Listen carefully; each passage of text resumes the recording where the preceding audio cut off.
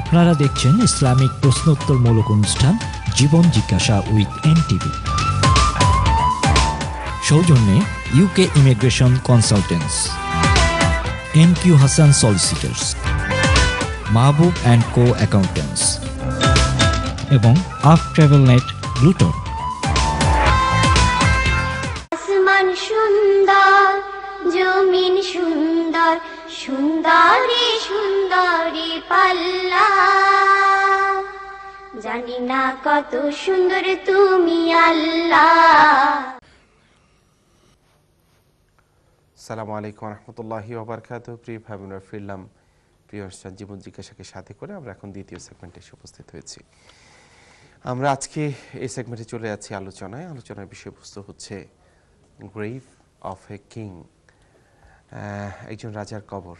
আমরা চলে যাচ্ছি শেখের কাছে এই সম্পর্কিত ডিটেলস শোনার জন্য ইনশাআল্লাহ। জি শেখ। আলহামদুলিল্লাহ রাব্বিল আলামিন ওয়াসসালাতু ওয়াসসালামু আলা সাইয়্যিদিল আমবিয়া ওয়াল মুরসালিন ওয়া আলা আলিহি ওয়া আসহাবিহি আজমাইন। সম্প্রতি আমরা দেখতে পেয়েছি যে বিশ্বের একজন প্রতাপশালী ব্যক্তিত্ব, সৌদি আরবের কিং মালিক আব্দুল্লাহ, তিনি ইন্তেকাল করেছেন। ইন্না লিল্লাহি ওয়া ইন্না ইলাইহি রাজিউন। এবং শুক্রবার রাত্রে তার ইন্তেকাল হয়েছে এবং জুমার দিনই তার দাফন করা হয়েছে। এখানে একজন ব্যক্তির ইন্তেকাল, কিন্তু সারা পৃথিবীর সকলের জন্য এখানে শিক্ষা আছে। একজন রাজাকে যে বিদায় দেয়া হলো এবং তাকে যেভাবে দাফন করা হলো, অনেকেই সেই চিত্রগুলো ভিডিওর মাধ্যমে অথবা বিভিন্ন যোগাযোগ মাধ্যমে দেখেছেন। 2010-এ আমেরিকার গুরুত্বপূর্ণ একটি ম্যাগাজিন ফোর্বস সারা পৃথিবীর বিভিন্ন ধনী ব্যক্তিদের তালিকা সেখানে প্রতি বছর প্রকাশ হয়। 2010-এ সবচেয়ে ধনী কিং হিসেবে যার নাম সেখানে প্রকাশ করা হয়, তিনি ছিলেন বাদশাহ আব্দুল্লাহ, কিং আব্দুল্লাহ। এবং তার সম্পদের বিবরণ সেখানে লেখা হয়েছে প্রায় 18 বিলিয়ন মার্কিন ডলার, অর্থাৎ বিশাল সম্পদের তিনি মালিক ছিলেন। তাছাড়াও তাকে একজন গুরুত্বপূর্ণ, বিশেষত আরব বিশ্বে, মুসলিম বিশ্বে এবং মিডল ইস্টে প্রতাপশালী একজন নেতা হিসেবে দেখা হয়। এবং তার মৃত্যুর কারণে সারা পৃথিবীর বড় নেতৃবৃন্দ এখন রিয়াদে আছেন এবং সেখানে তারা শোক প্রকাশ করছেন। আমাদের জন্য যে বিষয়টা শিখার, যে কিং আব্দুল্লাহকে যে কবরে রাখা হয়েছে, পৃথিবীর সবচেয়ে দরিদ্র একজন ব্যক্তিকেও কিন্তু একই পরিমাণ কবরে, একই পরিমাণ জায়গায় দাফন করা হয়। অর্থাৎ রাজা হিসেবে কবরের জায়গাতে কোনো বৈষম্য নেই। অন্য ক্ষেত্রে কবরের বাইরে হয়তো অনেক বৈষম্য বিভিন্ন রাজা রানীর ক্ষেত্রে করা হয়, কিন্তু কবরের ভিতরের অংশটুকু, সেখানে একজন ধনী এবং দরিদ্র এবং সবচেয়ে প্রতাপশালী এবং প্রতাপহীন সকলের স্থান এবং সংকুলন একই রকম। এখান থেকে আমরা যে জিনিসটা শিখতে পারি যে আসলে মৃত্যুর পরের অবস্থানে রাজা রানী, ধনী দরিদ্র, প্রভাবশালী প্রভাবহীন, এগুলোর কোনো পার্থক্য থাকবে না। পার্থক্য একটাই থাকবে যে তিনি কতটুকু সম্পদ নিয়ে যেতে পেরেছেন, কতটুকু পুঁজি আখিরাতে সংগ্রহ করেছেন। সেটা যার বেশি, তিনি তত বেশি লাভবান হবেন এবং মর্যাদাবান হবেন। এই জন্য গ্রেভ অব এ কিং, এই টাইটেল থেকে আমরা এই ইঙ্গিতটুকু করে দিই যে কিং আব্দুল্লাহর কবর এবং সাধারণ একজন দরিদ্র ব্যক্তির কবরের মধ্যে কোনো পার্থক্য নেই। পার্থক্য মানুষে মানুষে পার্থক্য হবে শুধু তাকওয়ার মাধ্যমে। আল্লাহ তাআলা সেটাই বলেছেন, ইন্না আক্রামাকুম ইনদাল্লাহি আতকাকুম, তোমাদের মধ্যে সবচেয়ে তাকওয়াবান ব্যক্তি আল্লাহর কাছে সবচেয়ে বেশি সম্মানিত। যার আখিরাতের পুঁজি, যার সংগ্রহ বেশি, তিনি সবচেয়ে বেশি সম্মানিত আল্লাহর কাছে। সুপ্রিয় দর্শক, এই জন্য আমরা আজকের এই আলোচনার মাধ্যমে আমি নিজেকে এবং আপনাদের সকলকে স্মরণ করে দিতে চাই, দুনিয়ার পুঁজি সংগ্রহের পরিবর্তে আখিরাতের পুঁজি সংগ্রহে আমাদেরকে ব্যস্ত হতে হবে। আমাদের সবাইকে একই জায়গায় যেতে হবে। আমাদের মনের অবস্থা এমন থাকে যে আমি আমার এই টার্গেট, এটা পুরো হলেই আমরা আখিরাতের প্রস্তুতি শুরু করব। এরকম করে মন আমাদেরকে ভুলাতে থাকে, শয়তান আমাদেরকে ভুলাতে থাকে। যেমন একজন যুবকের টার্গেট হয় যে আমি ভালো করে একটা ডিগ্রি নেব, ডিগ্রি নেওয়ার পরে তার টার্গেট হয় আমার ভালো একটা জব লাগবে, ভালো একটা জব পাওয়ার পরে এখন একটা ভালো একটা বউ দরকার হবে এবং ভালো একটা সংসার গড়ে তুলতে হবে। সংসার হওয়ার পরে এখন একটা সন্তানের প্রত্যাশা, সন্তান হওয়ার পরে দেখুন কিভাবে আমরা একের পর এক একটা ব্যস্ততার ভিতর দিয়ে আমাদের জীবনটা কেটে যায়। সন্তান হওয়ার পরে সন্তানকে বড় করার চিন্তা, বিয়ে দেওয়ার চিন্তা, এভাবে হঠাৎ করে দরজায় নক আসে এবং ফেরেশতা মালাকুল মউত আমাদেরকে নক করে। তিনি এটা বুঝেন না যে আমার বাড়িটা কত বড় অথবা কত ছোট, আমার আর্থিক অবস্থা কত উঁচু বা কত নিচু, এটার পার্থক্য তিনি বুঝেন না। তিনি দেখেন আমল অনুযায়ী কাউকে সুসংবাদ দিয়ে নিয়ে যান, আর আমলবিহীন অবস্থায় অনেকে দুঃসংবাদ এবং ভয়ঙ্কর অবস্থা দিয়ে তাকে নিয়ে যান। এই জন্য আমরা সেই মুহূর্তের জন্য প্রস্তুত হই যে মুহূর্তে মালাকুল মউত, মৃত্যুর ফেরেশতা আমার কাছে আসবেন, আমাকে কি নামে ডাকবেন? তিনি কি এরকম বলবেন, ইয়া আইয়াতুহান নাফসুল মুতমাইন্নাহ ইরজিই ইলা রাব্বিকি রাদিয়াতাম মারদিয়াহ ফাদখুলি ফি ইবাদি ওয়াদখুলি জান্নাতি। হে পবিত্র আত্মা, আসো, তোমার রব তোমার জন্য অপেক্ষা করছেন, ভালো মানুষদের মধ্যে তুমি অন্তর্ভুক্ত হয়ে যাও, জান্নাত তোমার জন্য প্রস্তুত, আসো জান্নাতে প্রবেশ করো। এই ডাক দেবেন না অপর ডাকের কথা যেটা হাদিসে আসছে, ইয়া আইয়াতুহান নাফসুল খাবিসা ইরজিই ইলা গাদাবিল্লাহ ওয়া আযাবি। হে দুষ্ট এবং নাপাক আত্মা, আসো, তোমার রবের গজব এবং রাগ এবং শাস্তির দিকে তোমাকে ডাকা হচ্ছে, আসো। কোন ধরনের ডাক আমাদেরকে দেয়া হবে আমরা জানি না, তবে জীবনের ব্যস্ততা আমাদেরকে আসল জীবনের কথা ভুলিয়ে দেন। সবসময় আমরা ব্যস্ত, নাকে মুখে ব্যস্ত, অথচ যেই রাজা রানীর সাথে দেখা করার জন্য অনেক দিনের অ্যাপয়েন্টমেন্ট নিতে হয়, তিনি এখন কবরে শুয়ে আছেন, কয়জন মানুষ তার কাছে অ্যাপয়েন্টমেন্ট নিয়ে দেখা করতে যাচ্ছে? কেউই তার জন্য আর সেখানে অ্যাপয়েন্টমেন্ট নিয়ে যাচ্ছে না। এই জন্য আমি কি নিয়ে যেতে পারবো? সময়ের জীবনের ব্যস্ততা যেন আমাকে আখিরাতের কথা ভুলিয়ে না দেয়। যদি ভুলিয়ে দেয় আমি খুবই বোকা হব এবং আমি খুবই ক্ষতিগ্রস্ত হব। একইভাবে আমরা দেখলাম যে আরেকটি মৃত্যু বাংলাদেশের সকলকে স্তব্ধ করেছে, এবং যেই প্ল্যাটফর্মেই আছেন না কেন বা যার যেই চিন্তাধারার মধ্যে আছেন, হঠাৎ করে আকস্মিক ৪৫ বছরের একজন ব্যক্তি এবং সাবেক রাষ্ট্রপতি এবং প্রধানমন্ত্রীর সন্তান মালয়েশিয়াতে ইন্তেকাল করেছেন। এটাও কিন্তু আরেকটা শিক্ষা। এটাই আমাদেরকে শিক্ষা দেয় যে যেই পরিচয় আমাদের থাকুক না কেন, মৃত্যু যখন আসবে ১ মিনিট আগে পরে কেউ নিতে পারবে না। হঠাৎ তাকে হসপিটালে নেওয়া হচ্ছে, হসপিটালে নেওয়ার সাথে সাথে তাকে মৃত ঘোষণা করা হয়েছে, এবং সেটা অনেকটা আকস্মিক ছিল। স্বাভাবিকভাবে তিনি অন্যদের সাথে কথা বলেছিলেন আগে, এবং কোনো সিরিয়াস কোনো বেডের মধ্যে পড়ে দীর্ঘক্ষণ কাতরাচ্ছিলেন এমনও হয়নি। তাহলে মৃত্যু যে কোনো সময় ছোঁ মেরে যে কোনো ব্যক্তিকে নিয়ে যেতে পারে। প্রস্তুতি দরকার আখিরাতের জন্য। দুনিয়ার নাম ধাম পরিচিতি খ্যাতি কোনোই কাজে আসবে না যদি আখিরাতের জন্য আমার প্রস্তুতি না থাকে। আল্লাহ তাআলা যেন আমাদের সবাইকে বুদ্ধিমান হওয়ার তৌফিক দান করেন, এবং আখিরাতে বিশাল পুঁজি নিয়ে যেন আমরা যেতে পারি। আখিরাতের যেন আমাদেরকে ধনী করেন, দুনিয়ার ধনের দরকার নেই। আখিরাতে যেন আমাদেরকে বিখ্যাত করেন, দুনিয়ার খ্যাতির দরকার নেই। আখিরাতে যেন আমাদেরকে প্রভাবশালী করেন, দুনিয়ার প্রভাবের আমার দরকার নেই। এরকম চিন্তা থেকেই আখিরাতের দিকে আমাদেরকে অগ্রসর হতে হবে। আল্লাহ তাআলা সেদিকে সুন্দরের পথে, স্থায়ী মর্যাদার পথে এবং স্থায়ী প্রভাবের পথে অগ্রসর হওয়ার জন্য তৌফিক আমাদেরকে দান করেন। আমিন সুম্মা আমিন।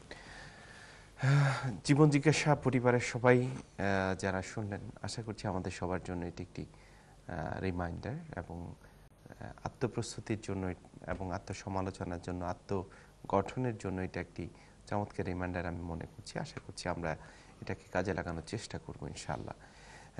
কারণ ইদানিংকালে বিশেষ করে আমরা অনেকগুলো বিষয় যখন দেখতে পাই, বিশেষ করে বাংলাদেশের রাজনীতি নিয়ে আমরা অনেক সময় পেরেশান দেখি, অনেকেরই, কোনো পার্টি পার্টিকুলার নেই না। আমরা যখন কমেন্টগুলো দেখি অনেক সময় মনে হয় যে মানে পাওয়ারগুলো পার্মানেন্ট, যে অবস্থায় থাকি। সো এই দুটা মৃত্যু, এই আলোচনা আমাদেরকে কিন্তু এটাই স্মরণ করিয়ে দেয়, কেউই আসলে দুনিয়াতে পার্মানেন্ট না। সুতরাং আলটিমেটলি শেখ চমৎকারভাবে বলেছেন যে কেউই এখন অ্যাপয়েন্টমেন্ট নিয়ে আর কবরে দেখা করতে যায় না, অথচ মানে মাসের পর মাস, দিনের পর দিন ওয়েট করেছে একটি অ্যাপয়েন্টমেন্ট শেখের সাথে দেখা হবে। আর দেখা হলে ফটো তুলে অথবা কতভাবে এটাকে টাঙিয়ে রেখেছে, অথবা দেখানোর চেষ্টা করেছে আমার সাথে কিংয়ের দেখা হয়েছে, অথবা আমার সাথে প্রধানমন্ত্রীর দেখা হয়েছে। সুতরাং প্রিয় ভাই বোনেরা, আমাদের জন্য শিখার অনেক বিষয় আছে, চিন্তার অনেক বিষয় আছে, এখানে জ্ঞানীদের জন্য নিদর্শন আছে নিঃসন্দেহে। আল্লাহ যেন আমাদেরকে সত্যিকারের বুঝ দান করেন। আমাদের হাতে যেহেতু কিছু সময় আছে, আমরা চলে যাই কিছু প্রশ্ন উত্তরে। এক বোন বলেছেন, উনি নিজে নিজে যখন নামাজ পড়েন, ওনার ধীরে যখন নামাজ মানে তিলাওয়াতগুলো করেন সূরাগুলো, তখন ওনার ভুল হয়ে যায়। স্পিডে পড়লে, একটু বড় করে পড়লে দেন উনি মোটামুটি ঠিক থাকেন। এখন ওনার জন্য আসলে কোনটি শুদ্ধ বা সত্যিকারভাবে করা উচিত? এটা হওয়ার কারণ হলো এই মূলত যে আমরা দ্রুত গতিতে পড়ার একটা অভ্যাস ছোটকাল থেকে করি। এই জন্য দেখি বাচ্চাদেরকেও যদি বলে যে দোয়া কুনুতটা পড়ো, তখন যদি ওয়ার্ড বাই ওয়ার্ড সুন্দর করে সে পড়ে আটকে যায়, কিন্তু দ্রুত বেগে যখন সে পড়ে যায় তখন হয়তো আটকে না। এটা হচ্ছে মূল রোগটা হলো এখানে, যে শিখার সময়ও ধীরে ধীরেই শিখতে হবে। আল্লাহুম্মা ইন্না নাস্তাঈনুকা ওয়া নাস্তাগফিরুকা, দেখুন প্রতিটি শব্দ যেন সঠিকভাবে উচ্চারণ। আত-তাহিয়াতু লিল্লাহি ওয়াস-সালাওয়াতু ওয়াত-তাইয়্যিবাত, আসসালামু আলাইকা আইয়ুহান নাবিয়্যু, শব্দগুলো ক্লিয়ারলি উচ্চারণ হওয়া উচিত এবং ধীরে সুস্থে করা উচিত। এটাই হচ্ছে নামাজ। একইভাবে সূরা ফাতিহা আলহামদুলিল্লাহি রাব্বিল আলামিন, ধীরে ধীরে পড়া দরকার, প্রতিটি আয়াতের পরে থামা দরকার। কারণ এরকম নিয়তে পড়তে হবে যে আল্লাহ আমার কথার উত্তর দিচ্ছেন। সূরা ফাতিহার ব্যাপারে বুখারীতে আছে, কেউ যদি পড়ে আলহামদুলিল্লাহি রাব্বিল আলামিন, তখন আল্লাহর পক্ষ থেকে উত্তর আসে, হামিদানি আবদি, আমার বান্দা আমার প্রশংসা করেছে। আর রহমানির রহিম, তখন আল্লাহর পক্ষ থেকে উত্তর আসে, আসনা আলাইয়া আবদি, মালিকি ইয়াউমিদ্দিন, তখন বলা হয় মাজ্জাদানি আবদি। তাহলে আমার বান্দা আমার গুণগান করেছে। প্রতিটি শব্দের সেন্টেন্সের পরে কিন্তু আল্লাহর পক্ষ থেকে একটা কনভারসেশন হয়। এভাবে যদি আমরা পড়ি তাহলে কিন্তু আমরা দ্রুত বেগে পড়ার সুযোগ থাকে না। এখন থেকে আপনি চেষ্টা করবেন যত ধীরে পড়া যায়, সুস্পষ্ট উচ্চারণে এবং ধীরে ধীরে পড়ার জন্য চেষ্টা করবেন। এবং মানুষ যখন কোনো কিছু চেষ্টা করে সেটা অবশ্যই সে অর্জন করতে পারে। লাইসা লিল ইনসানি ইল্লা মা সাআ, মানুষ যা কিছু করে এবং চেষ্টা করে সেটাই সে পায়। কোরআনে কারীমের বর্ণনা থেকে এটা আমরা দেখতে পাই। এই জন্য আপনি চেষ্টা করবেন ধীরে ধীরে নামাজের কোয়ালিটিকে, তেলাওয়াতের কোয়ালিটিকে, পড়ার স্টাইলকে চমৎকার করার জন্য চেষ্টা করতে হবে। ইনশাআল্লাহ আপনি পারবেন, এবং অর্থ বুঝে পড়ার জন্য চেষ্টা করবেন। ধন্যবাদ।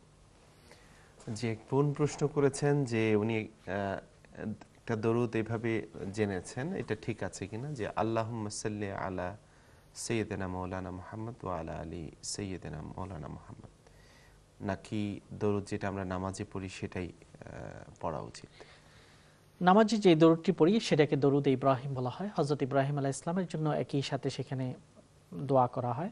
এজন্য সেই দরুদটি হলো শ্রেষ্ঠ দরুদ। আল্লাহুম্মা সাল্লি আলা মুহাম্মদ ওয়া আলা আলি মুহাম্মদ কামা সাল্লাইতা আলা ইব্রাহিম ওয়া আলা আলি ইব্রাহিম ইন্নাকা হামিদুম মাজিদ। সংক্ষেপে আমরা দরুদ পড়তে পারি, যেমন আল্লাহুম্মা সাল্লি ওয়া সাল্লিম আলা নাবিয়্যিনা মুহাম্মদ, এটাও কিন্তু দরুদ হলো আল্লাহুম্মা সাল্লি ওয়া সাল্লিম আলা নাবিয়্যিনা মুহাম্মদ সাল্লাল্লাহু আলা নাবিয়্যিনা মুহাম্মদ, এরকম পড়তে পারি। এই জন্য শর্টলিও পড়া যায়, বড় করেও পড়া যায়, যার মধ্যে মূল কথা এটাই থাকবে, হে আল্লাহ আমার নবীর উপর সালাত এবং সালাম আমি পেশ করছি। তাতে করে ইনশাআল্লাহ আমরা দরুদের সওয়াব পাবো। ধন্যবাদ। আমিন। আমাদের কাছে কলার আছে, দেখি কে আছেন। আসসালামু আলাইকুম। আসসালামু আলাইকুম। ওয়ালাইকুম আসসালাম, আপনার প্রশ্ন বলেন। ভাইয়া, শেখ সাহেবের কাছে আমার একটা প্রশ্ন, কয়টা প্রশ্ন, দুই তিনটা প্রশ্ন আছে, একটা একটা করে বলি। বিসমিল্লাহ। জি বিসমিল্লাহ। প্রথম হলো, কয়েক বছর তাহাজ্জুদের নামাজ পড়া হয়েছে নফল বলে 2 রাকাত করে, পরে যখন জানলাম যে সুন্নত বলে পড়া যায়, পরে আবার শুরু করলাম সুন্নত বলে 2 রাকাত করে সুন্নত আদায় করলাম। এখন নফল নামাজ আর সুন্নত নামাজের কোনো পার্থক্য আছে কিনা, প্রশ্নটা। জি। 2 নম্বর প্রশ্ন হলো যে তাহাজ্জুদের নামাজের পরে উইতর নামাজ আমি প্রতিদিন আদায় করি। এখন একদিন হঠাৎ করে শরীর অসুস্থ আছে, তাহাজ্জুদের নামাজও পড়তে পারি নাই, উইতর নামাজও পড়তে পারি নাই, এমনকি ফজরের নামাজও পড়তে পারি নাই। তখন জোহরের রক্ত ফজরের নামাজ কাজা পড়ছি, এই সময় তাজুদের নামাজ, এই যে বিতির নামাজ 3 রাকাত, ওইটা কাজা, এটা এই সময় পড়লে হবে না এই রাত্রে অপেক্ষা করতে হবে যে এই তাজুদের নামাজের পরে যখন ডেইলি যেভাবে আদায় করে এইভাবে পড়তে হবে? এই হলো আমার দ্বিতীয় প্রশ্ন। জি। তৃতীয় প্রশ্ন হলো যে একটা মনের আশা বা আকাঙ্ক্ষা বা মনে করেন একটা আমার সৎ উদ্দেশ্য যে পূর্ণ হাসিল হওয়ার জন্য, দেখতেছি যে কোন রকমের এই হাসিল হইতেছে না বা পূর্ণ হইতেছে না, বা সুতরাং মনে করেন একটা কেস আছে ইমিগ্রেশনের ব্যাপারে, যে এই ইমিগ্রেশনের ব্যাপারে একটা কেস আমার পূর্ণ হইতেছে না বা পাইতেছি না, আমি রায়টা পাইতেছি না। তখন আমি ভালোভাবে জানি যে মনে হয় পূর্ণ হইতেছে না, আমার কোনো ভালো ডকুমেন্ট নাই। তখন আল্লাহর তরফ থেকে গাইবে, জানি আলিমুল গাইব, আল্লাহ পাক রব্বুল আলামিন সবকিছু জানেন বা দেখেন। এবং এই আলিমুল গাইবের কাছ থেকে, আল্লাহর কাছ থেকে এইটা পাইতে হলে কোন দোয়াটি পড়তে হবে বা কি করণীয়, সেটার কাছে আমার একটা প্রশ্ন, যে আল্লাহ পাক রব্বুল আলামিন চাইলে তো আমাকে দিতে পারেন এই মুহূর্তে। ঠিক আছে ভাই, জি জাযাকুমুল্লাহ। আপনার করলে আমি পাইমু এই দোয়াটা। জি জি ঠিক আছে। আপনার 3টি প্রশ্ন, সুন্দর প্রশ্ন। আমরা চলে যাচ্ছি শেখের কাছে আপনার এই 3টি প্রশ্ন নিয়ে। প্রথম প্রশ্নটি হলো, আপনি তাহাজ্জুদের নামাজ পড়েছেন নফল বলে, এখন জেনেছেন এটা সুন্নাহ, এখন কি হবে? উত্তর হলো, তাহাজ্জুদ নামাজ এটা যদি কেউ নফল বলে তাও ভুল নেই। নফল বলা হয় যেই নামাজ ফরজের বাইরে অতিরিক্ত সব নামাজকেই নফল হিসেবে আখ্যায়িত করা যেতে পারে। আর সুন্নাহ হলো যেহেতু আল্লাহ নবী এই নামাজটি নিয়মিত পড়েছেন, এই জন্য সেটা সুন্নাহ। কাজে কেউ নফল বলে পড়লেও যেই কথা, সুন্নাহ বলে পড়লেও একই কথা, নামাজের কোনো পার্থক্য হবে না, কারণ আপনি পড়ছেন এটাকে তাহাজ্জুদ নামাজ হিসেবে। তাহাজ্জুদের নামাজের পরে ভিতরের নামাজ পড়াটাই হচ্ছে আল্লাহ নবীর নিয়মিত সুন্নাহ। সাধারণত আল্লাহ নবী তাহাজ্জুদ পড়েই সুন্নাহ পড়তেন, ভিতির পড়তেন এবং ভিতিরের মাধ্যমে নামাজকে শেষ করতেন। এটা যেহেতু আপনি নিয়মিত করছেন, এটা একটা ভালো প্র্যাকটিস। হ্যাঁ, কোনো কারণে, অসুস্থতার কারণে কারো যদি তাহাজ্জুদও মিস হয়ে গেল, ভিতরের নামাজও মিস হয়ে গেল, তখন আল্লাহ নবীরও এরকম ঘটেছিল। তখন আল্লাহ নবী সাধারণত 11 রাকাত নামাজ আদায় করতেন ভিতির এবং তাহাজ্জুদ মিলিয়ে। তখন তিনি জোহরের আগে 12 রাকাত নামাজ আদায় করতেন। রাতের বেলায় যদি তাহাজ্জুদ এবং ভিতির তার মিস হয়ে যেত, তখন হাদিসের মধ্যে আছে তিনি 12 রাকাত আদায় করেছেন। এই জন্য এটার মাধ্যমে তাহাজ্জুদটাও পড়া হলো এবং ভিতিরটাও পড়ানো হলো। এখন প্রশ্ন হলো, আপনি ভিতির যদি কারো এরকম তিনি ভোর রাতে পড়বেন, শেষ রাতে পড়বেন, এই নিয়তে শুয়েছিলেন, কিন্তু তিনি পড়তে পারেননি, এখন সেটাকে কিভাবে কাদা করবেন? এই সম্পর্কে স্কলারদের কয়েকটা মত আছে, আমরা যে কোনো একটা ফলো করতে পারি। 1 নম্বর মত হলো যে তিনি দিনের বেলায় যদি সেই নামাজটি আদায় করেন, তাহলে 3 রাকাতের পরিবর্তে আরও 1 রাকাত মিলিয়ে 4 রাকাত আদায় করবেন। এটা হচ্ছে একটা মতামত, যেহেতু আল্লাহ নবী 11 রাকাতের পরিবর্তে 12 রাকাত আদায় করেছিলেন। আবার অনেক স্কলার বলেছেন যেহেতু ভিতরের নামাজ এটা ওয়াজিব, কাজেই যেভাবে সেটা মিস হয়েছে ওভাবে আদায় করলে হয়ে যাবে, 3 রাকাতেই আদায় করতে হবে, আপনি যে কোনো একটা করতে পারেন। আমরা তৃতীয় প্রশ্নটি রয়ে গেছে, জি এটা একটু বিরতি থেকে এসে আমরা এটা দেখব ইনশাআল্লাহ। জি প্রিয় ভাই বোনেরা, যাচ্ছি ছোট্ট আরেকটি বিজ্ঞাপন বিরতিতে, ফিরে আসছি ইনশাআল্লাহ বিজ্ঞাপন বিরতি শেষ করে। আশা করছি আপনারা আমাদেরকে সাথে রাখবেন। আসসালামু আলাইকুম ওয়া রাহমাতুল্লাহি ওয়া বারাকাতুহু। আসমান সুন্দর, জমিন সুন্দর, সুন্দরী সুন্দরী পাল্লা, জানি না কত সুন্দর তুমি আল্লাহ। আপনারা দেখছেন ইসলামিক প্রশ্নোত্তরমূলক অনুষ্ঠান জীবন জিজ্ঞাসা উইথ এনটিভি। সৌজন্যে UK immigration consultants, MQ Hasan solicitors, Mahbub and co accountants এবং আফ ট্রাভেল নেট ব্লুটন।